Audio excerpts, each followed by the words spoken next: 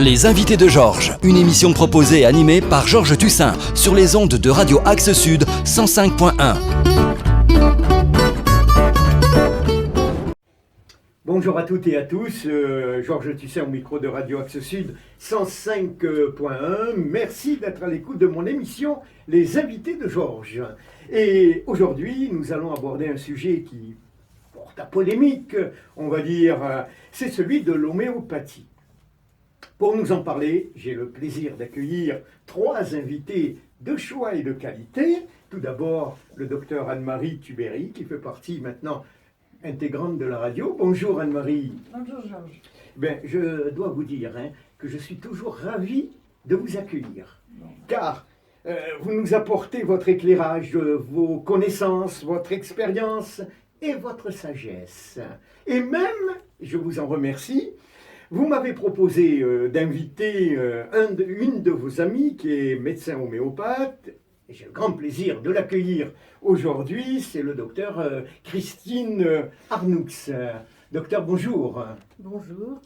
Eh bien, c'est la première fois que C'est votre baptême du feu, on va dire. En quelque sorte, avec tant d'appareils, là, j'ai pas l'habitude de voir tout mais ça. Non, sauf dans, ça va être très convivial. Dans un bloc opératoire. Non, nous ne sommes pas en mode opératoire. Pas du tout, vous allez voir. Donc, ça va être d'une manière très sympathique, j'en suis persuadé. Docteur Arnoux, je suis donc très heureux pour la première fois en ce qui vous concerne de vous accueillir ici même dans notre studio. Vous avez à vos côtés un de vos confrères que vous connaissez certainement. Oui, tout à fait. C'est le docteur Éric Ménat. Docteur Ménat, bonjour. Bonjour Georges, merci de m'accueillir et de nous accueillir sur ce sujet ô combien passionnant. On va en discuter, nous aussi nous sommes ravis de vous accueillir, vous pour la seconde fois, mais pour traiter un autre sujet, celui de l'homéopathie. Alors, afin que nos auditeurs et auditrices vous connaissent un petit peu mieux, je vais vous laisser le soin de vous présenter. Alors, honneur aux dames, on va commencer par Anne-Marie. C'est la troisième fois que je me présente. Alors, oui, mais ce ne sont pas toujours les mêmes auditeurs et auditrices. Pour ça qu'à chaque fois, il faut se représenter. Je suis encore plus vieille que la dernière fois, c'est-à-dire mais non. Pas mal vieille. Moyennant quoi, je sais beaucoup de choses. Eh oui, plus on vieillit, plus on apprend. Et l'homéopathie, je l'ai découverte à 50 ans, et ça a été un vrai bonheur.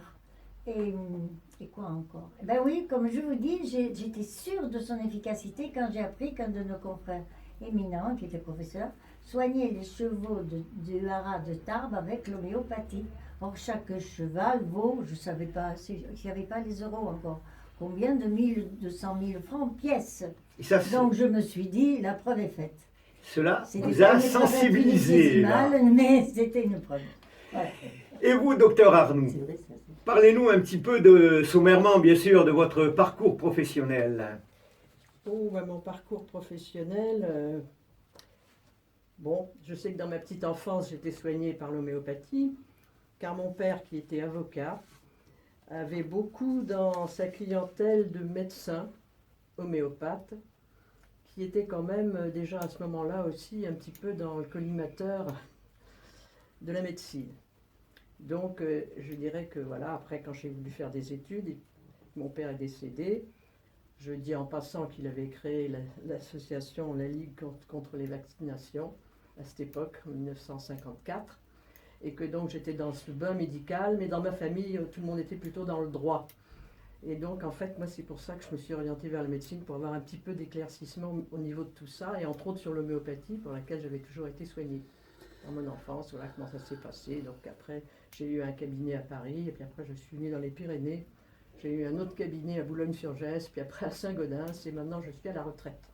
Voilà, mais vos conseils sont toujours précieux. Écoutez, j'en suis persuadé. Le serment d'Hippocrate, moi je continue de faire ce que je peux pour les gens qui sont autour de moi en ce moment. Et même vous vous occupez, je crois, d'une association. Ah oui, oui, bien sûr. Voilà. Beaucoup de travail. Homéopathes sans frontières. C'est Homéopathes sans frontières. Homéopathes sans frontières, France. Bon, tout à l'heure, on va en rediscuter tout à l'heure, effectivement. Maintenant, je passe la parole au docteur Ménat. Alors, moi, je suis également médecin, comme mes deux consoeurs. Je pratique toujours. Ça fait 30 ans que je fais de la médecine, ça fait 30 ans que je fais de l'homéopathie également, puisque dès la fin de mes études de médecine, j'ai fait une spécialisation en homéopathie, comme j'en ai fait une d'ailleurs aussi en nutrition, en phytothérapie. C'est-à-dire que pour moi, il n'y a pas que l'homéopathie, c'est une des armes que j'utilise au quotidien et avec une vision voilà, tout à fait globale. Et je n'hésite jamais d'ailleurs à associer l'allopathie et l'homéopathie. Il n'y a pas d'opposition en ce qui vous concerne. Non seulement il n'y a pas d'opposition, il y a même une complémentarité certaine, dans certains cas bien sûr. Et donc voilà, et je continue à défendre l'homéopathie qui m'a prouvé son efficacité plus d'une fois. Ben, c'est parfait. Pour en revenir à vous, docteur Arnoux, vous m'aviez parlé juste il y a quelques secondes de l'association Homéopathes sans frontières. Vous pouvez nous en parler un peu plus? Eh bien, écoutez, cette association, finalement pas tellement connue, même des homéopathes. Ah oui, moi, je viens de l'apprendre à l'instant. Ah ben voilà, et c'est pour ça que quand on fait des stands d'information, des fois, je dis aux gens, vous connaissez l'homéopathie? Oh oui, bien sûr, je me soigne comme ça depuis X temps. Je dis, bon, ben alors, vous connaissez Homéopathes sans frontières? Non, jamais entendu parler. Vous voyez, on ne dispose pas des médias pour diffuser, il faut croire. Enfin, l'association existe quand même depuis 35 ans maintenant. Et c'est une association qui a été créée par des usagers, parce que j'ai vu sur Internet et tout ça, que c'est beaucoup écrit souvent qu'elle a été créée par des médecins. Non, elle a été créée par des usagers de l'homéopathie, des fervents de l'homéopathie, qui en 1994, quand on a créé l'association, devant le vœu de l'OMS Santé pour tous en l'an 2000, qui avait été prononcé à cette époque, se sont dit, mais enfin, c'était des gens très impliqués socialement, tout ça, ils ont dit comment dans les pays du tiers-monde, par exemple, on disait à cette époque, comment est-ce que les gens pourraient se soigner avec le coût de la médecine chez nous? Pourquoi est-ce qu'on n'irait pas proposer? Donc ils ont été voir leur médecin préféré pour leur dire, mais pourquoi est-ce que vous n'apportez pas cette médecine dans les pays éloignés? Et c'est comme ça que l'association s'est créée. Donc ces usagers-là ont été sollicités leur médecin pour les dire, vite, allez-y. Donc c'est à l'initiative des usagers. Oui, bien sûr, exactement. C'est voilà. comme ça que ça s'est passé. Mais votre association est quand même fortement critiquée par certains de vos confrères, hein, qui rajoutent même, vous allez rebondir, hein, ils appellent ça homéopathie sans frontières et sans scrupules. Oui, oui, ça je sais. Moi-même, je viens de regarder ça hier soir, je n'avais pas vu. Et notamment le professeur Chaste et Gentilini, membres des pardon. C'est pas grave, on est en direct, petit problème technique, mais on va le résoudre, c'est pas un problème du tout. Alors pour en revenir donc à ce dossier qui fait un petit peu mal quand même, parce que vous avez de grands professeurs, membres des académies de pharmacie et de médecine, qui s'insurgent contre votre ONG et qui prétendent qu'avec de l'homéopathie, vous traitez des maladies graves dans les pays sous-développés. Qu'est-ce que vous répondez à cela? Eh bien, moi, je vais déjà vous répondre une chose. J'ai lu ça hier, effectivement, sur Internet. Alors, le professeur Gentilini a été le professeur de ma thèse que j'ai fait en Afghanistan, où j'étais, et donc, parce que j'ai fait aussi la médecine tropicale, et c'est le professeur Gentilini qui a été le patron de ma thèse. Et ça m'étonne beaucoup, tout ça, et c'est pour ça que, déjà, rien qu'en lisant ça, je me dis, déjà, il y a des informations fausses qui sont dites. C'est une fake news, d'après vous. Ah, bah oui, parce que je suis étonnée que le docteur Gentilini, qui a soutenu... C'est le Figaro, je tiens à vous dire, oui, je sais, qui a je sais que c'est le posté Figaro. cet article. Oui, je sais que c'est le Figaro, mais je sais aussi que vu mon âge, et vu qu'il était mon professeur, ça m'étonnerait, je le vois mal, je ne sais pas, à mon avis, il a peut-être 95 ans ou 100, j'en sais rien. Je sais pas, je le vois mal ayant voulu déglinguer spécialement l'homéopathie alors qu'il a soutenu ma thèse. Ce qu'il vous reproche, c'est que vous traitez uniquement par homéopathie des maladies graves. Oui, mais ça, on n'a jamais dit ça, de toute façon. Voilà, ça c'est bien de le préciser tout de même. Jamais dit ça, c'est des mensonges qui sont racontés là. J'ai lu ça, et je sais que c'est dans le Figaro, et que le Figaro est très affilié en matière d'homéopathie avec l'association qui s'appelle... Fake Médecine, et enfin je ne me rappelle plus le nom exact. Voilà, et qui critique d'ailleurs aussi bien l'acupuncture, l'ostéopathie, enfin Tout ce qui n'est Voilà. pas l'allopathie est critiqué. Ce ne sont pas vos dans les amis. grandes On le largeurs. comprend bien là. Mais c'était bien de le préciser Oui, oui. et de vous donner la parole concernant votre association, dont le siège France était à Muret, non? Vous Et m'aviez il dit a- hors oui, antenne. oui, il était pas loin d'ici, c'est pour ça que c'était plus facile pour nous. Il a été, bon, mais il est à nouveau en Haute-Garonne, il s'est déplacé. Maintenant, actuellement, je pense qu'il va rester en Haute-Garonne parce que nous avons en plus de ça une secrétaire qui nous suit depuis maintenant pas mal d'années, alors ça facilite un peu les choses, mais sinon, il a été à Lyon parce que le président, en fonction des déplacements des présidents, car nous fonctionnons d'une façon tout à fait démocratique, et ça n'a pas été toujours depuis 35 ans le même président. Et donc il y a eu des déplacements. Elle a d'abord été à Saint-Gaudens, à Aspet d'ailleurs, où on habite, et puis après elle a été à Muret, après elle est partie à Lyon, puis après elle est revenue là maintenant en Haute-Garonne à nouveau. D'accord. Le siège. Comptez combien Le siège. de membres et combien de médecins affiliés à votre Alors là, ONG? j'ai pas prévu exactement ça. On est à peu près les adhérents. On devrait être beaucoup plus que ça parce que je trouve qu'on n'a pas beaucoup de médecins. Enfin, on a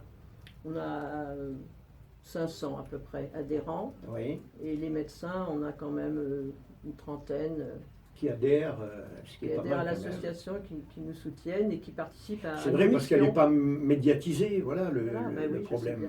Bah oui. Voilà, bon, Grâce à vous, elle va être lettre. bon, très modestement.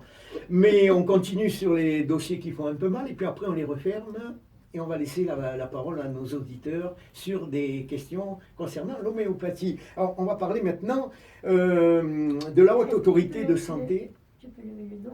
Oui. Ces professeurs, enfin je sais pas, c'est éminent, ça n'existe pas des gens éminents. Et les gens éminents sont ceux qui savent guérir. Or actuellement, des gens éminents, on n'en trouve pas beaucoup. Parenthèse terminée.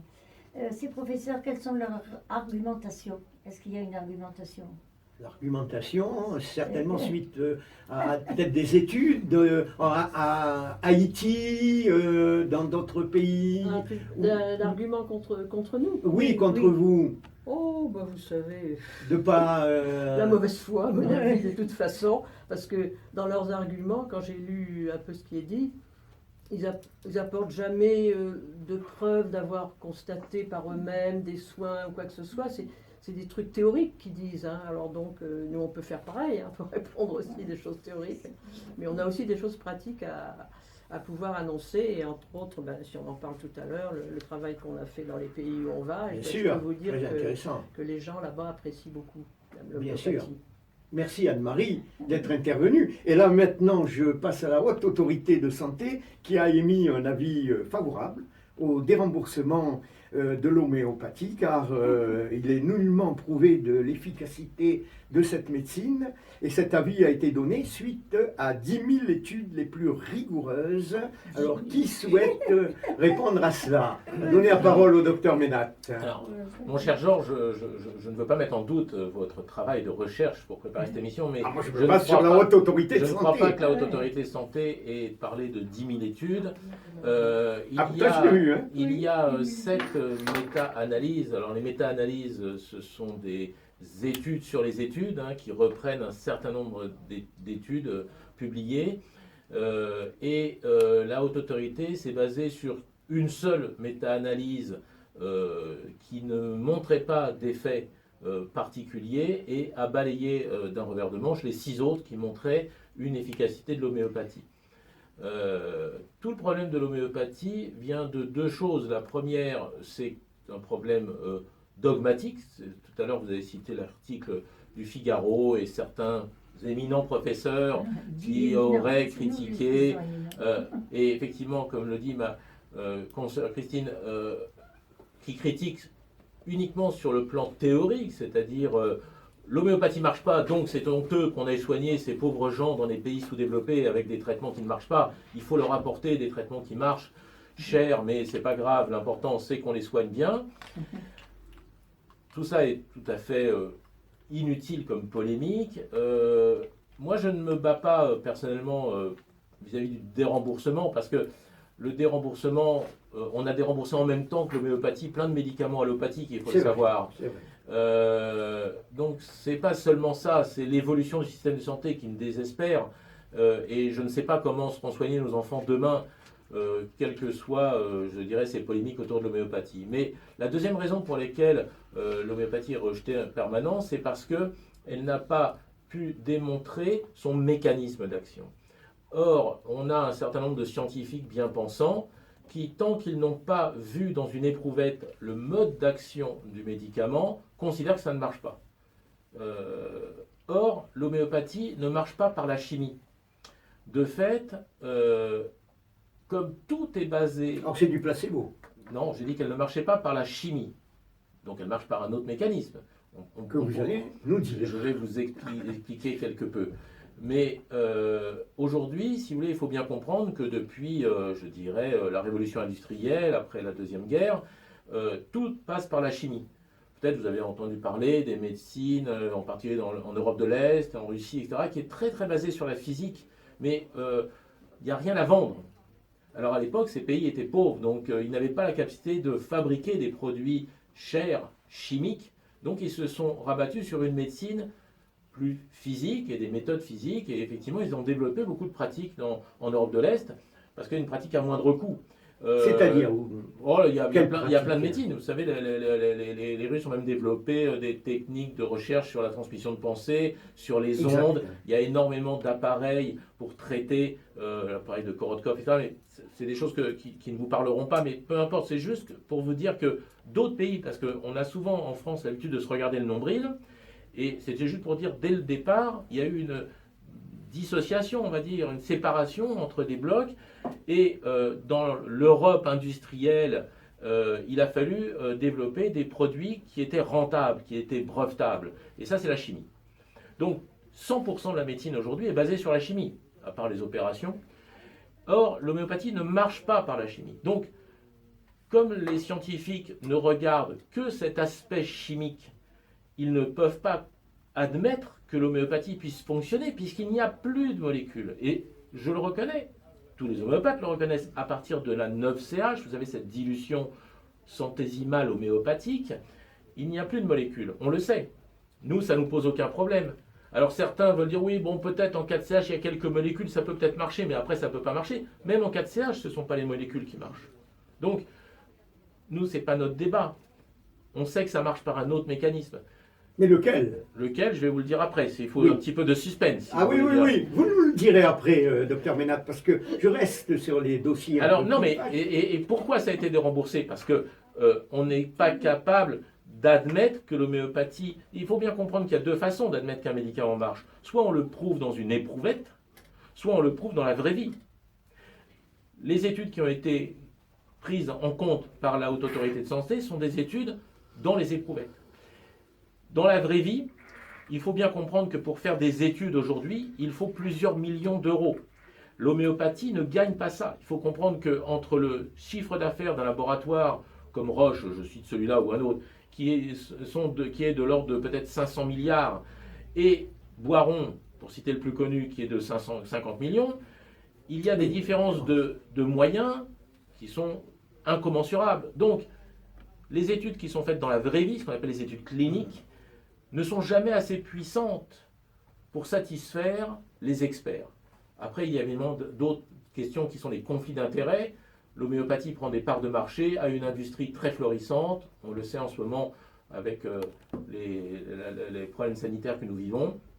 Et donc, il est certain qu'il y a eu également, et je pourrais, si ça vous amuse, je viens d'écrire un article sur la condamnation du laboratoire Servier pour le Mediator. Oui. J'ai quelques chiffres en tête qui montrent, si vous voulez, qu'il y a des vrais problèmes de conflit d'intérêts. Et ceux-là aussi ont joué un rôle,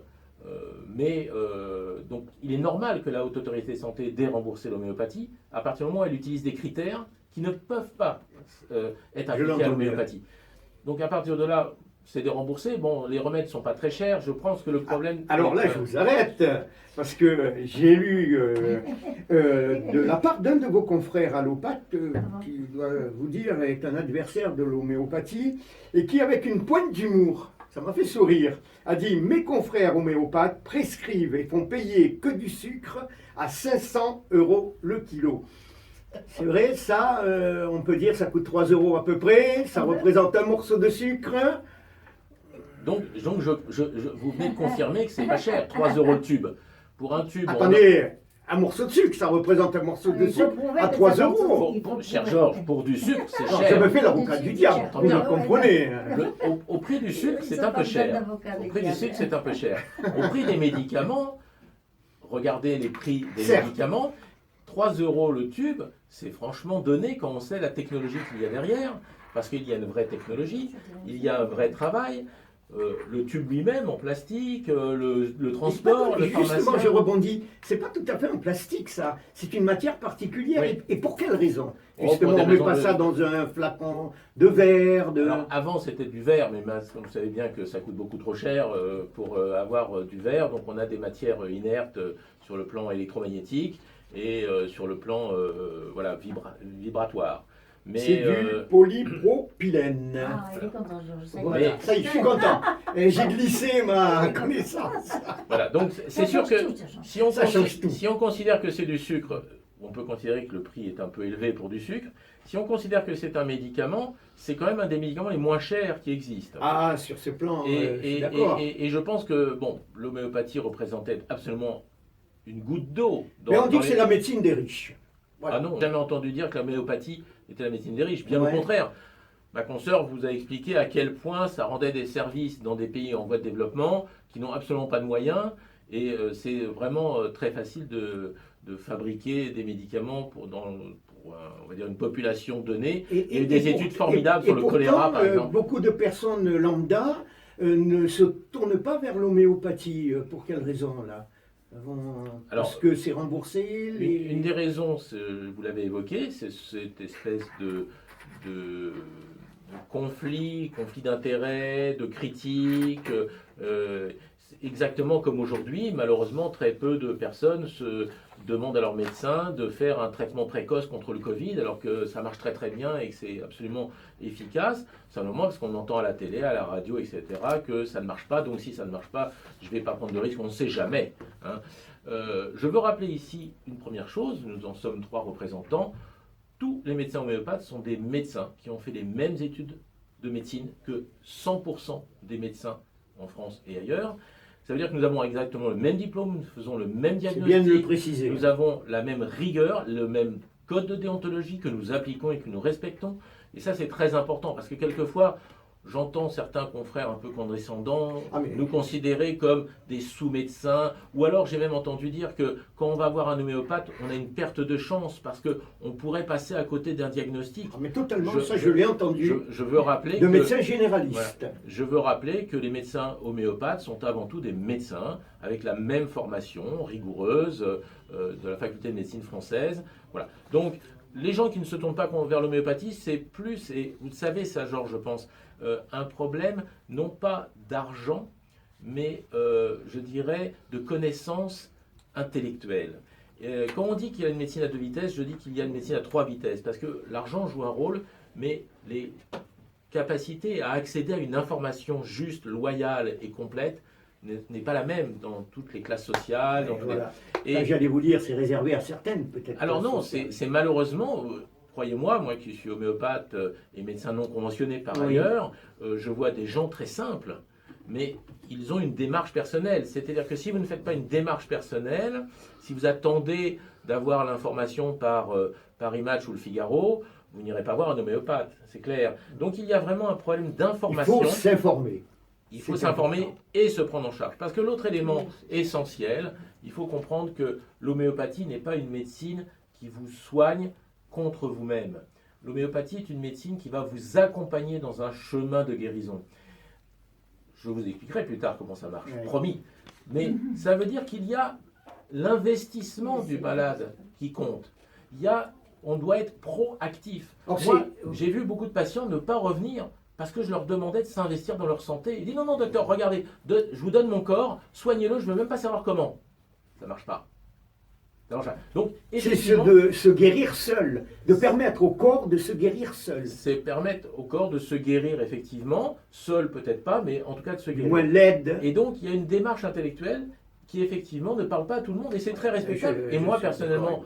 comme je vous l'avais déjà dit la dernière fois que j'étais Oui. passé dans votre émission, je n'ai aucune critique à faire aux allopathes qui ne font pas d'homéopathie. Je les respecte totalement, ils ont les mêmes études que moi, ils font un très beau métier, un métier difficile, et ils prennent en charge des patients qui ont envie de se faire soigner en allopathie, et c'est très respectable.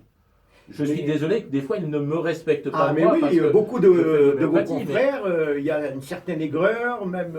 Eh bien, c'est dommage. Mais oui, absolument. Pour eux. Je voulais dire que Docteur Arnaud.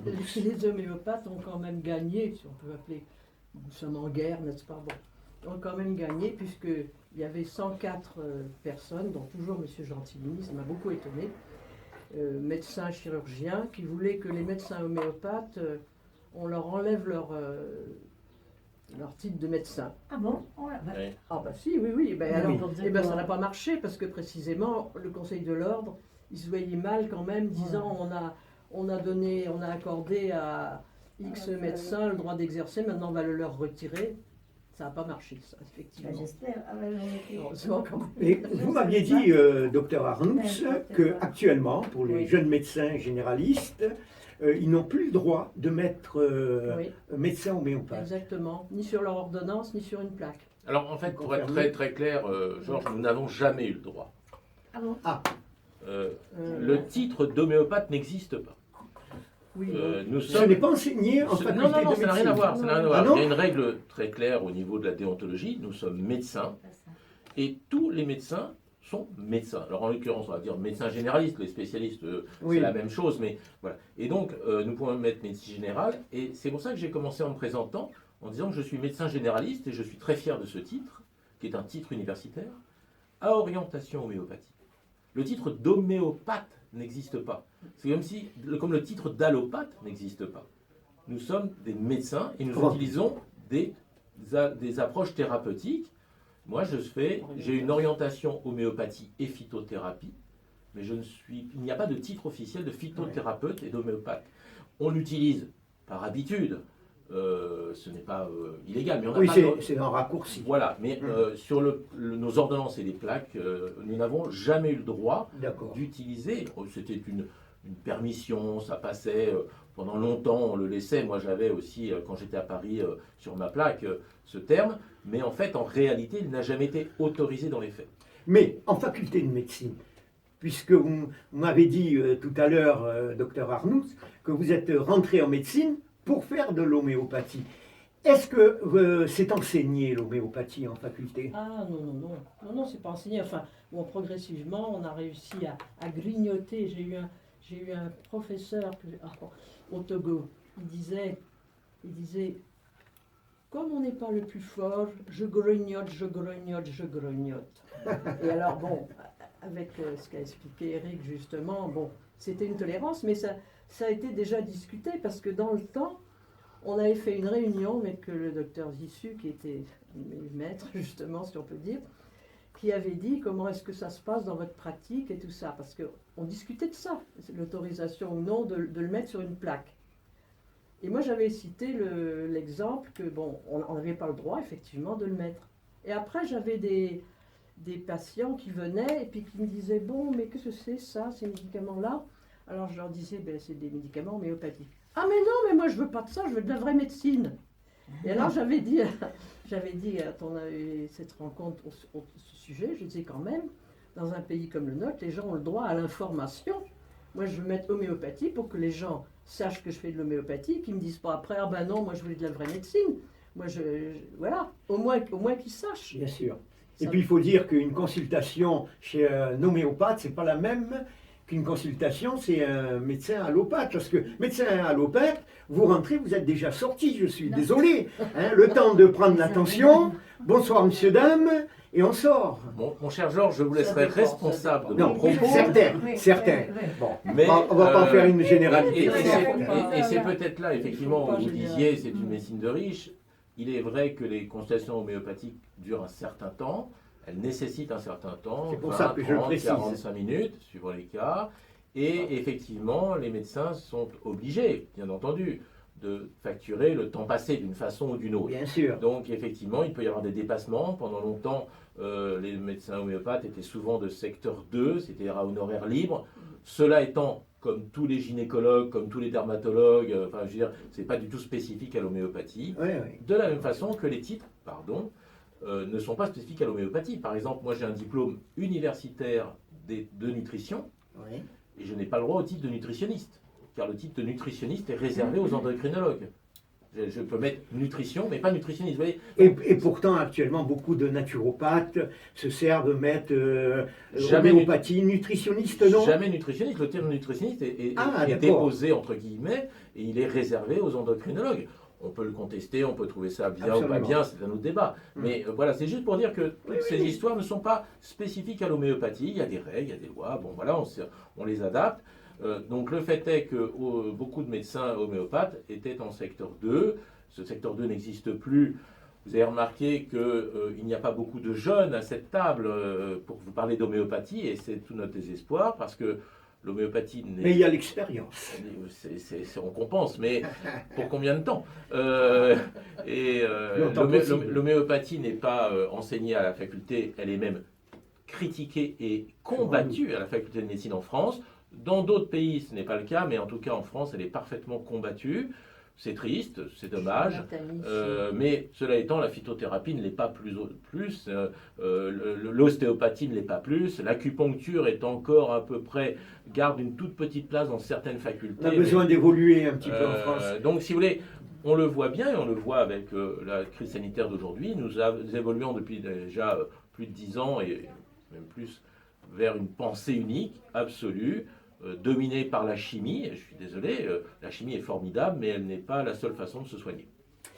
Je vais rebondir sur l'effet placebo. Parce que, voyez-vous, justement à votre place, il y a plusieurs mois de cela, je recevais, comment on peut appeler ça, un guérisseur, un des plus connus au Brésil. Heureusement, c'était il y a quelques mois, hein, ce qui nous aurait amené le variant brésilien actuellement. Mais il y a quelques mois, je recevais donc cette personne qui était très connue au Brésil, comme on les appelle, les chirurgiens aux mains nues, qui est un véritable numéro d'illusionniste. Hein. Parce que les gens qui sont persuadés d'avoir une tumeur au foie, leur fait sortir un morceau de viscère. Mais peu importe, c'est le résultat qui compte. Et alors là, beaucoup de personnes ont été enchantées de cette médecine, entre parenthèses, entre guillemets, plutôt brésilienne. Est-ce que l'homéopathie, c'est peut-être pas la même chose que l'effet placebo Alors, tout acte thérapeutique a un effet placebo. Toute consultation médicale a un effet placebo.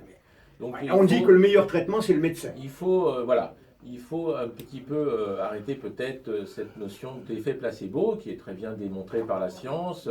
On dit qu'un traitement, l'effet placebo peut aller jusqu'à 40% des taux de guérison aujourd'hui. Il y a des médicaments qui ne donnent pas 40% de taux de guérison, donc ils sont, médicaments chimiques, j'entends, inférieurs à l'effet placebo. Donc, je crois que cette histoire d'effet placebo, il faut le remettre à sa place. Il est absolument essentiel en thérapeutique, il n'a rien à voir avec l'homéopathie et avec l'homéopathe. Il est certain que notre effet placebo, notre effet pour influencer le patient dans un sens de guérison est plus important quand on prend une demi-heure à l'écouter que quand on prend 5 minutes. Ça, c'est une réalité. Donc peut-être que les médecins homéopathes ont aussi un effet placebo un peu plus important. Mais les études que nous avons faites en clinique, les études réellement cliniques, les études sur l'animal, Anne-Marie parlait tout à l'heure des chevaux des haras de Tarbes, l'effet placebo qui existe chez les animaux également est quand même très relatif et très limité, et l'homéopathie marche. Donc l'homéopathie Peut-être on peut fonctionne. mettre de la télépathie entre le soignant et l'animal. L'effet placebo passe aussi par la télépathie probablement. Il passe par l'intention, il passe par le regard, il passe par l'intonation de la voix, il passe par tout ça, on le sait bien, mais ce n'est pas spécifique de l'homéopathe et encore moins de l'homéopathie. Les études sur l'homéopathie clinique ont prouvé l'efficacité en dehors de tout effet placebo. Alors si ce n'est pas l'effet placebo, si ce n'est pas du sucre, c'est quoi le secret de l'homéopathie? Là, je vois sourire Anne-Marie. Peut-être on va lui laisser la parole sur les secrets de l'homéopathie. Mais il n'y a pas de secret. Il n'y a aucun secret. Il y a simplement une triste méconnaissance. On n'est pas à la phase de connaissance absolue, parfaite, de connaissance du mécanisme. Donc il n'y a pas de secret. Ce qu'on appelle un secret, c'est de notre ignorance et de notre impuissance à préciser les mécanismes, bien qu'il y ait plein de... Là, vous avez arguments scientifiques en faveur de l'homéopathie, bien Mais- qu'il y ait plein d'études scientifiques. Donc, mépriser à ce point, parce que, bon, j'entends Vous gênez, ça, là. mais ça fait beaucoup, je trouve. Je trouve que notre époque devient particulièrement... Comme vous dites, il y a la parole un unique. peu hein. stupide, un La peu pensée stupide, unique. La un peu pensée unique, stupide. pas Mais la c'est parole même pas unique. une pensée, la non-pensée stupide, c'est difficile, la non-pensée stupide, ça existe. Donc, il n'y a pas de secret, il y a une réalité objective, clinique, l'avant, un état pathologique, le pendant, un traitement, l'après, une amélioration ou pas, comme toujours. Et ce temps de l'amélioration est constaté par des gens, comme dit, nous avons nos diplômes, par des patients qui ont le droit de vote. On peut peut-être leur enlever le droit de vote, au fait, ceux qui se servent d'homéopathie, puisqu'ils ne savent pas ce qu'ils font. Hein. Donc voilà, on peut S'informer. aller très très loin, on peut aller très loin. Je vais- Ça me rend très... Amer. un peu désespéré, quoi, oui, plus que... Oui, Non, il ne faut pas être D'accord, mais désespéré. désespéré parce que le temps compte et on ce que vous appelez des scientifiques, personne n'est scientifique. On est scientifique quand on prouve, personne ne prouve. Hein. Ce que vous appelez les scientifiques... C'est se un des permettent- chemins qui mène se à la, permettent de à la vérité, dénigrer- hein, se la permettent science. de Un des dénigrer chemins. une réalité qui a 300 ans, comme l'acupuncture a des millénaires, etc., sans aucun argument. Et je trouve que c'est très grave pour la pensée humaine. Voilà, je C'est suis dit. même pas en colère, je suis Un peu aigri, aigrie même pas. Ah non, je ne me permettrai pas ça. Indigné. Mais indigné, indignée même pas. révolté. Révoltée, je l'ai toujours été, ça change pas. Je sais pas ce que je suis, mais triste, voilà, Oui. triste. Je vais quand même vous répondre, parce que, en fait, il y a quand même, non pas un secret, parce que tout le monde sait.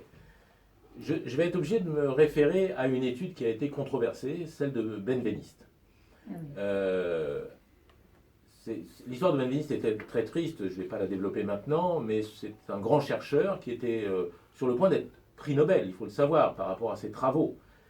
Et puis, il s'est intéressé à ces effets des très faibles doses et donc à l'homéopathie, puisque au départ, l'homéopathie, c'est ça, c'est un produit dans lequel il n'y a pas de matière chimique, comme je vous le disais tout à l'heure.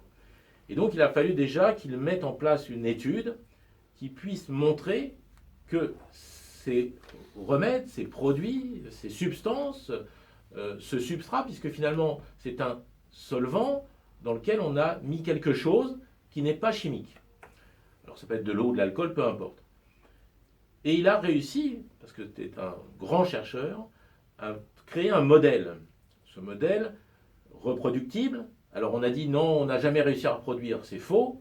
On a tout fait pour le critiquer. Il faut savoir quand même que Benveniste est passé de nobelisable à paria. Avec son dernier laboratoire était dans un Algeco au fin fond de la faculté. C'était une honte pour ce type de cette.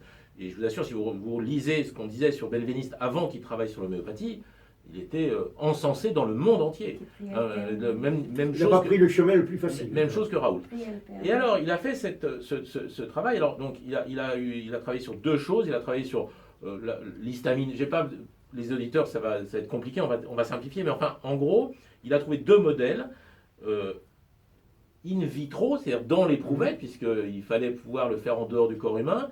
Et il a aussi fait un modèle sur l'artère et le cœur. Bien. Il a démontré qu'un produit de type homéopathique, où il n'y avait plus de chimie, avait quand même une action.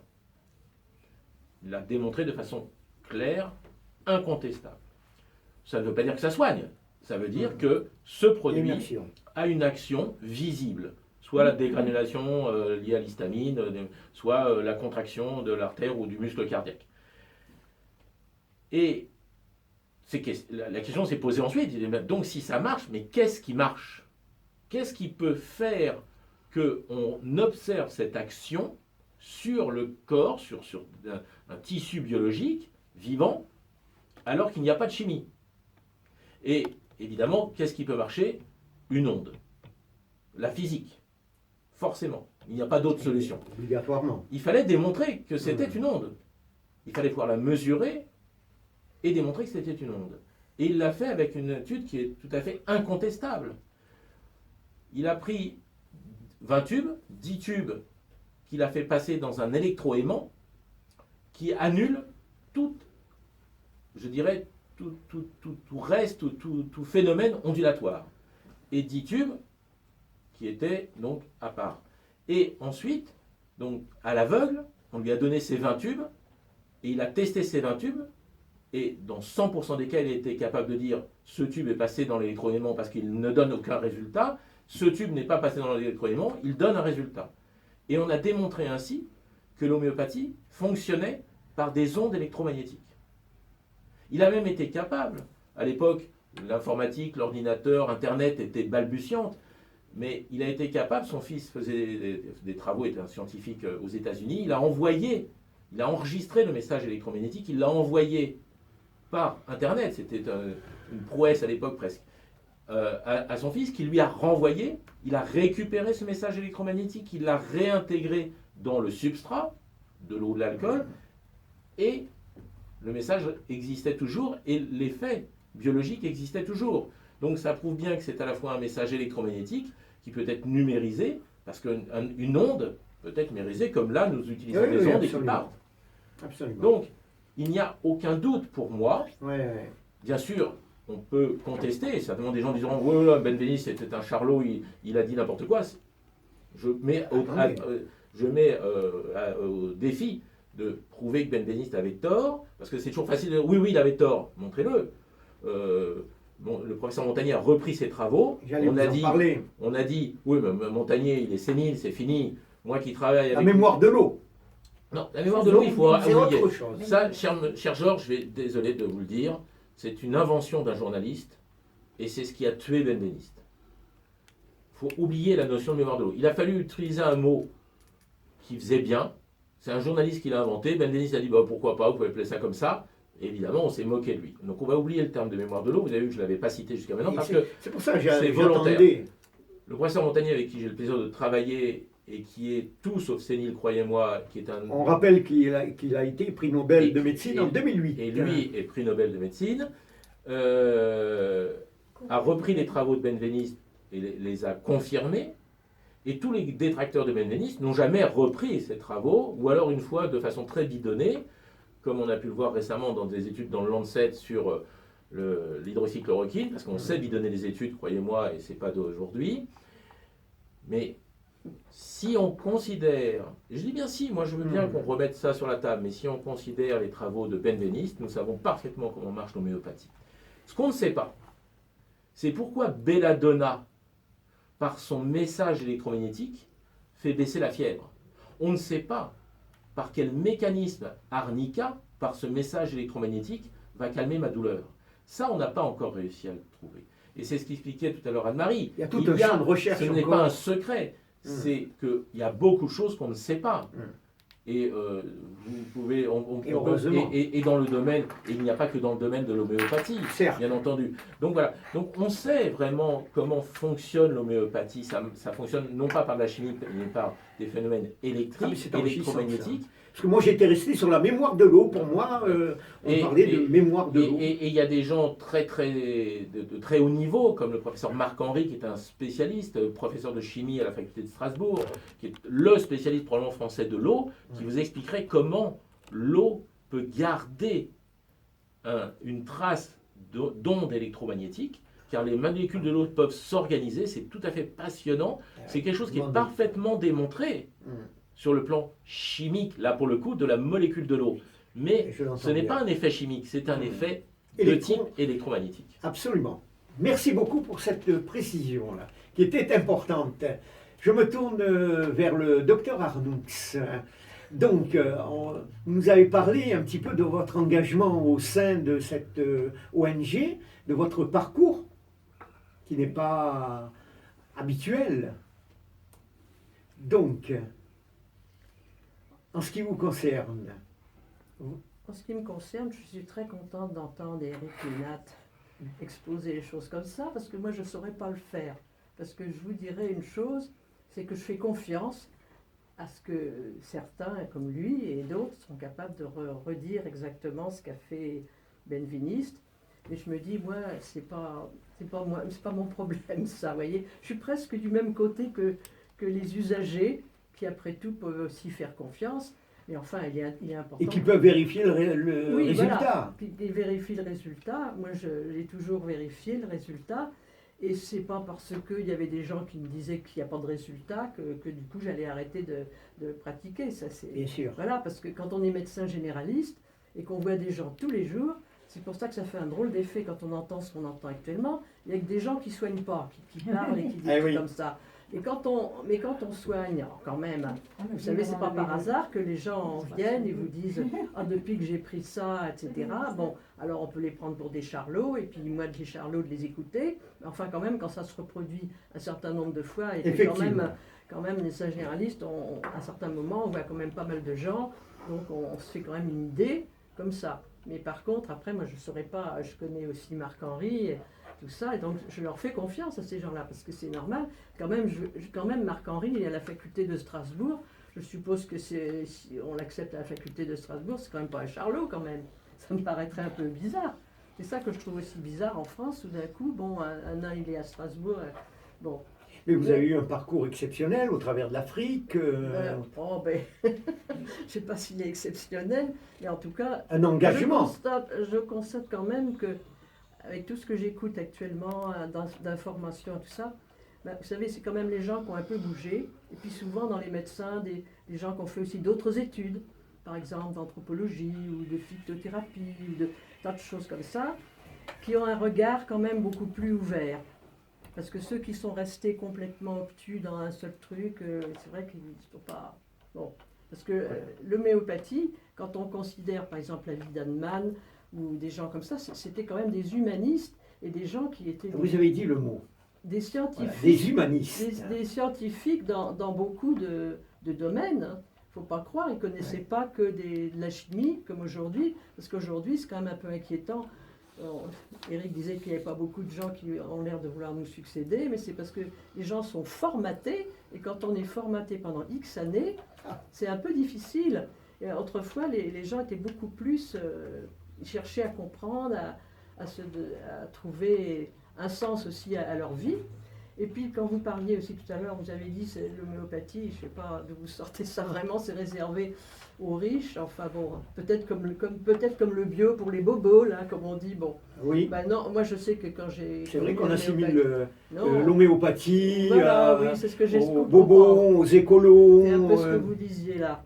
Et ben, moi je trouve que c'est pas du tout vrai, parce qu'effectivement, dans le temps, c'était des gens très simples qui se soignaient par C'est l'homéopathie. intéressant ce que Ça vous dites. alors complètement, moi je me souviens très très bien, puisque je voyais ça à travers le monde de mon père, qui était des gens, enfin il y avait des gens qui étaient, non, très simples, et encore maintenant les gens sont plus gâtés, parce qu'il y a quand même des livres de plus en plus accessibles, et à cette époque-là il n'y en avait pas, il y avait un tout petit machin, les gens se soignaient, mais il y a une chose qui était importante, il a bien dit tout à l'heure, c'est la notion de vouloir se prendre en charge.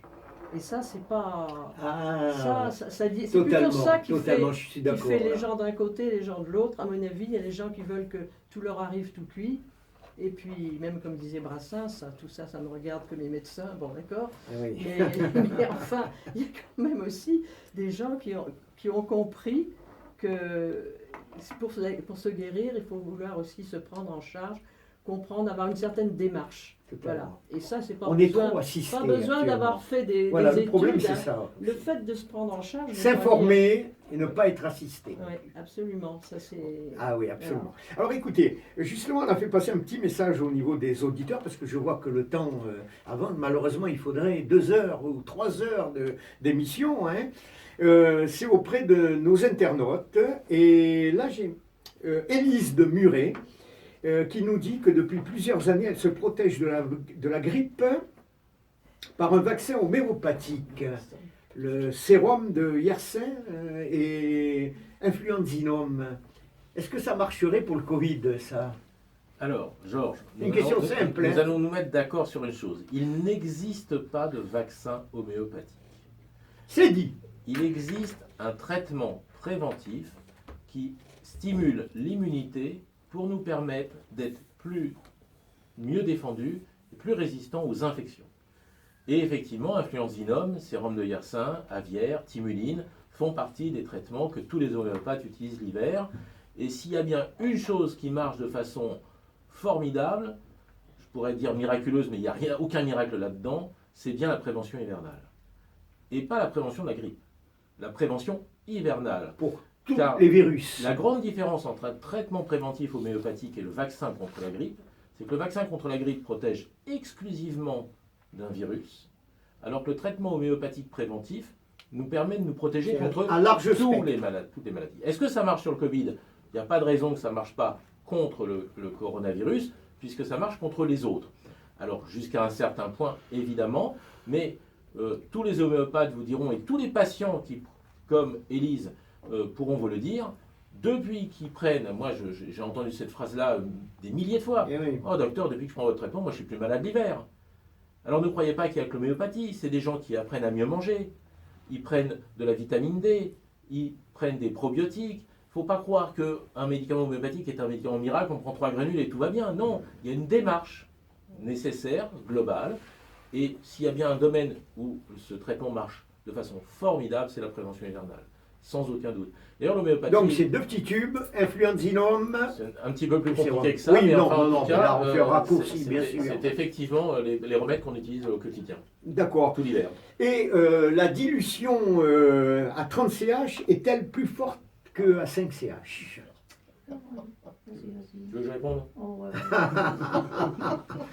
Alors ça, c'est... Elle est désespérée, Anne-Marie, là. Oui, c'est bon. Alors ça, c'est De toute manière, quoi qu'on dise, on dira que c'est nul et que ça ne veut rien c'est dire. une Alors, question... ça se un- responsabilise. Non, c'est une question qu'elle a c'est une posée. question un petit peu plus complexe, en fait. Oui. Pour être...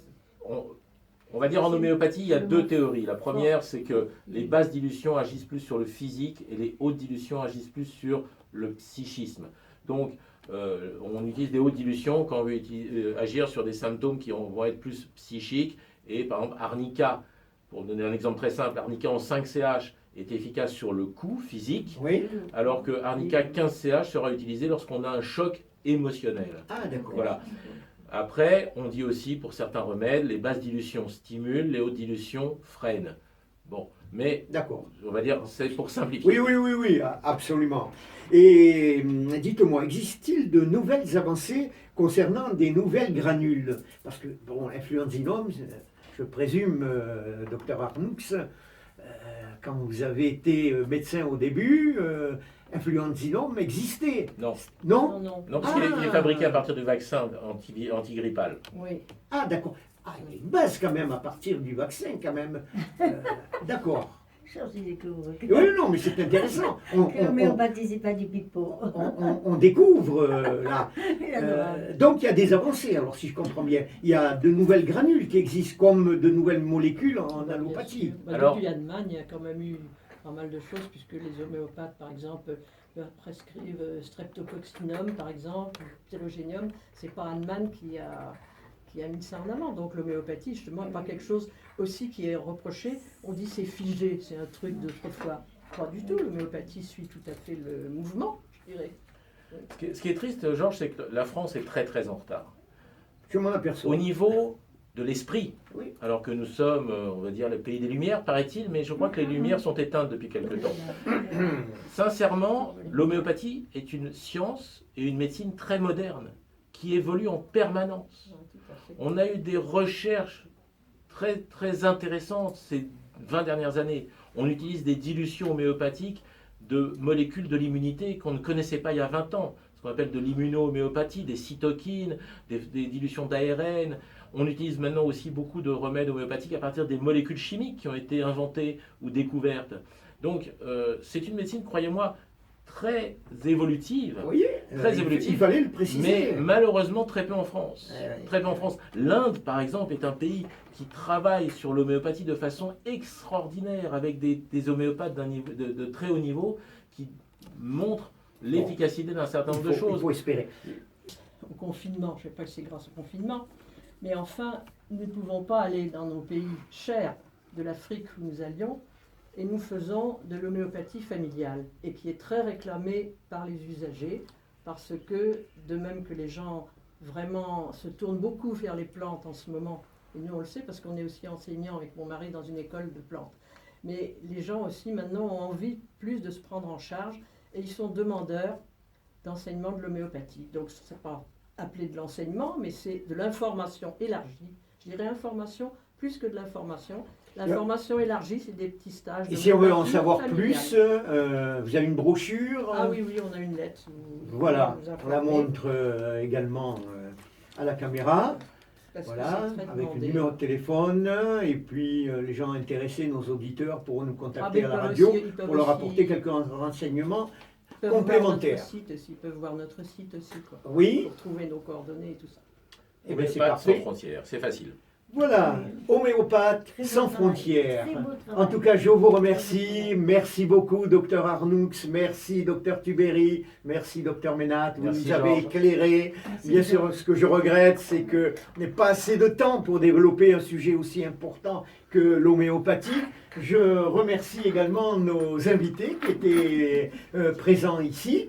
Et on vous donne rendez-vous pour une prochaine émission sur les ondes de Radio Axe Sud. N'oubliez pas l'émission des invités de Georges. Portez-vous bien, prenez soin de vous. Bye bye. Merci à vous. C'est Merci. quoi les ondes de cette